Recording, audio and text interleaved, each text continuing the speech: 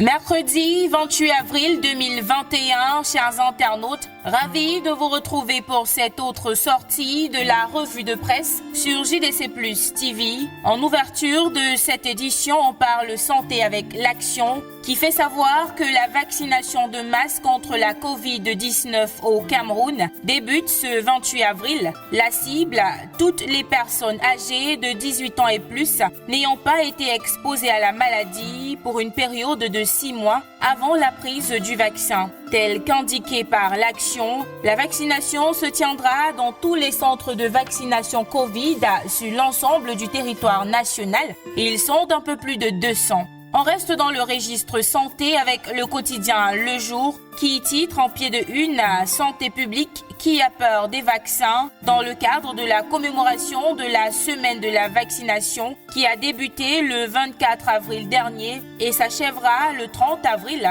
Le quotidien Bleu a fait un arrêt sur cet aspect de la santé publique qui se heurte le plus souvent au caractère hostile des populations. Retrouvez son analyse en page 3. Toujours avec le quotidien Le Jour, mais cette fois-ci en économie, on apprend que le Grand Mall de Douala risque de fermer ses portes. D'après le quotidien, un administrateur provisoire vient d'être désigné alors même que les deux partenaires camerounais s'affrontent en justice.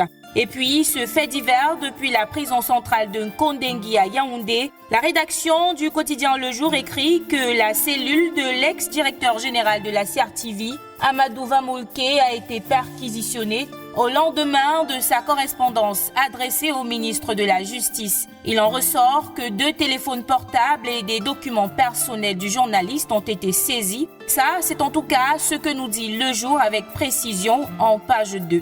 Parlons à présent santé financière. Expression économique nous fait savoir que la Sonara, la Camerco, la CDC, la Campost et le Crédit foncier du Cameroun ont perdu 150 milliards de francs CFA en un an. Le journal de Bertrand Heba va plus loin pour préciser que d'après le dernier rapport de la Commission technique de réhabilitation des entreprises publiques et des établissements publics, 22 sociétés à capitaux publics ont enregistré un résultat net négatif en 2019. Les raisons de cette perte sont évoquées en pages 5 à 8 du journal, la parution de ce mercredi.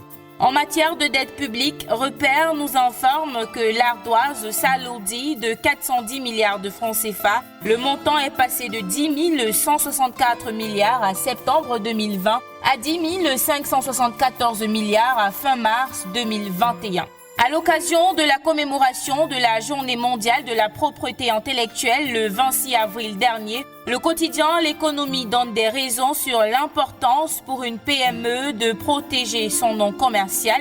Le journal souligne que, selon des experts, l'enregistrement d'une marque, entre autres, contribue au développement économique de l'entreprise. On referme cette édition de la revue de presse en politique avec le quotidien Le Messager. Succession au sommet de l'État, Franck Biya, un dauphin cagoulé, c'est la question que se pose le journal en une de sa parution de ce jour. Il souligne ensuite que plébiscité sans son aval par un mouvement créé pour soutenir sa candidature à l'élection présidentielle 2025, le fils aîné du chef de l'État est sous les feux de la rampe.